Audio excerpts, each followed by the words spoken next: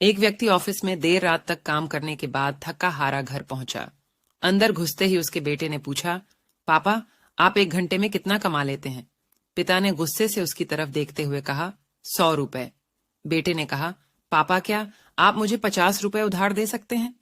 इतना सुनते ही वह व्यक्ति आग बबूला हो उठा और बोला, तो तुम इसीलिए मुझसे ये फालतू का सवाल कर रहे थे, ताकि तुम मुझसे पैसे लेकर कोई बेकार का खिलौना या ऊट पटांग चीज खरीद सको। अब चुपचाप अपने कमरे में जाओ और सो जाओ। यह सुन बेटे की आंखों में आंसू आ गए और वह अपने कमरे में चला गया। पिता का गुस्सा शांत होने पर वह अपने बेटे के कमरे में गया और बोला, मैं सोच रहा था कि शायद मैंने बेकार में ही तुम्हें डांट दिया। असल में दिन भर के काम से मैं बहुत थक गया था। I am sorry. ये लो। अपने 50 रुपए बेटे ने झट से उठकर अपनी गुल्लक से सिक्के निकाले और गिनने लगा। यह देख उसका पिता बोला, जब तुम्हारे पास पहले से ही पैसे थे तो तुमने मुझसे और पैसे क्यों मांगे? बेटे ने कहा, क्योंकि मेरे पास पैसे कम थे, पर अब पूरे हैं।